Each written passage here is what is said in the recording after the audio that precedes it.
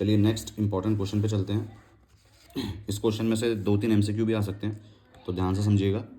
What was the role of Giuseppe Mazzini after 1815? अब इससे पहले जो हमने सीक्रेट सोसाइटी करा था ना, उसमें भी एक आंसर जो है ऐड हो सकता है। ठीक है, इसके अगर कुछ पॉइंट्स आपको याद रहेंगे तो ये भी आप ऐड कर देना अगर आपके पास टाइम हो।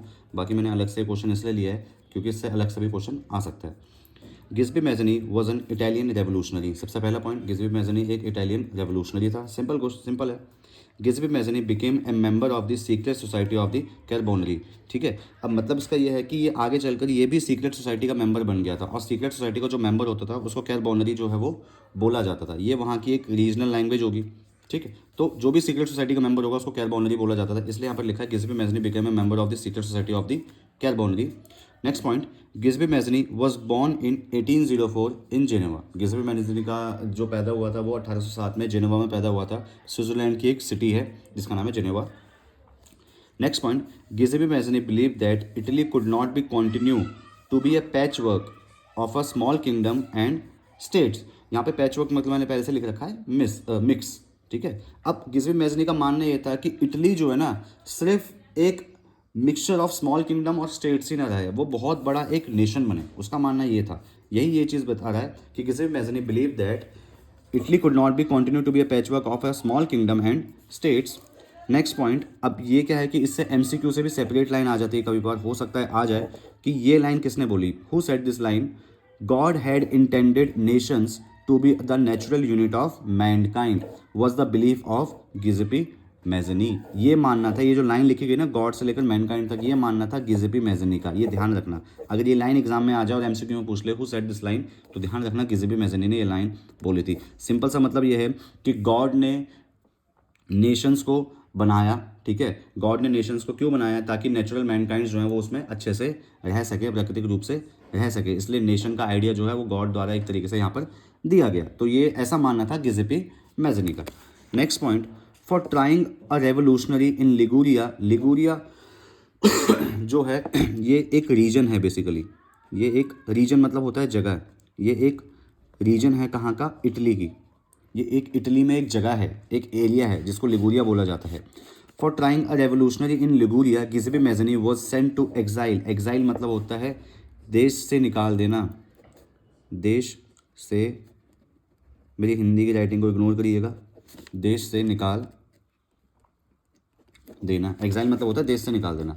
तो जब गिजेपी मेज़नी ने रेवोल्यूशन करने का ट्राई किया लिगुरिया में, जो कि इटली की ही एक जगह है, तो उसको 1831 में उस इटली से निकाल दिया गया। और जब उसकी एज थी 24 साल, 1831 में गिजेपी मेज़नी की एज थी 24 साल, उसको देश से एग्जाइल कर दिया गया, देश से निकाल दिया गया, क्योंकि उसने रेवोल्यूशन करने का ट्राई किया था लिगुरिया में। उसके लगभग 2 साल बाद ही जब उसको देश से निकाला, later 2 more underground societies was formed by the Mazzini, Young Italy and Young Europe. उसके बाद जैसे सीक्रेट सोसाइटी एक अंडरग्राउंड सोसाइटी थी, चुपचाप काम करती थी, उसी के साथ साथ गिजेपी मेज़नी ने भी अंडरग्राउंड कुछ सोसाइटी का गठन किया, कुछ सोसाइटीज फॉर्म करी, and these 2 societies were Young Italy and Young Europe which was formed by the Giuseppe मेज़नी।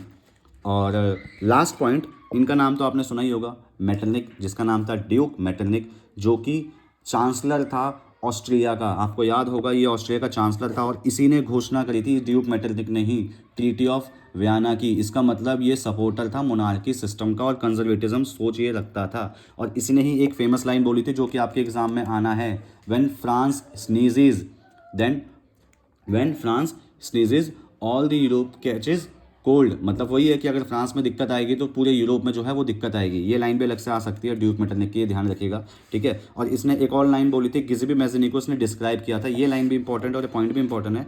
Metternich described Giuseppe Mazzini as the most dangerous enemy of our social order.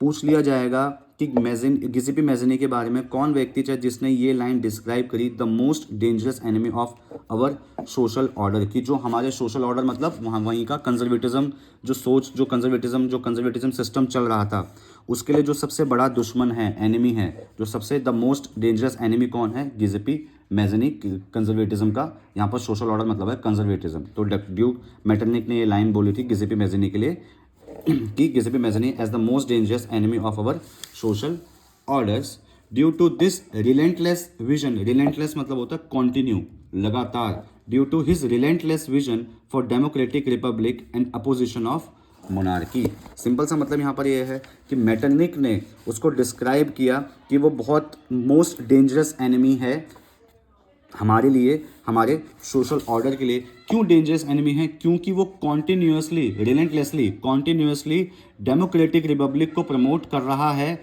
और monarchy को oppose कर रहा है, इसलिए। तो ये कुछ लाइंस है जो इंपॉर्टेंट है, ठीक है, इस चीज़ का ध्यान रखिएगा। तो फर्स्ट पॉइंट दोबारा से देख लेते हैं। फर्स्ट पॉइंट किस बारे में बात करता है? गिउसेप्पे मैज़नी इटालियन रेवोल्यूशनरी था, वो सीक्रेट सोसाइटी भी उसने बाद में ज्वाइन कर ली थी। उसके बाद वो पैदा हुआ जेनेवा में 1807 में, और उसके साथ साथ वो गिउसेप्पे मैज़नी जो था वो इटली को एक स्मॉल पीस ऑफ लैंड के रूप में नहीं रखना चाहता था, वो उसको एक बड़ी टेरिटरी बनाना चाहता था, स्मॉल किंगडम और स्टेट्स में नहीं रखना चाहता था। उसके बाद God had intended nation to be the natural units of mankind, ये ऐसा मानना था गिउसेप्पे मैज़नी का। और उसने लिगुरिया जो कि रीजन था इटली का, वहाँ पर एक रेवोल्यूशन किया जिसके कारण उसको 1831 से एग्जाइल कर दिया गया, यानी कि देश से निकाल दिया गया जब उसकी एज थी 24 साल, at the young age of 24।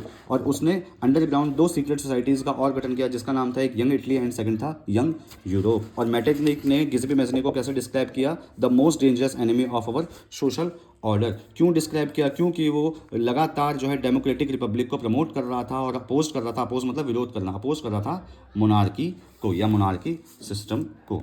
तो ये है बेटा हमारा आज का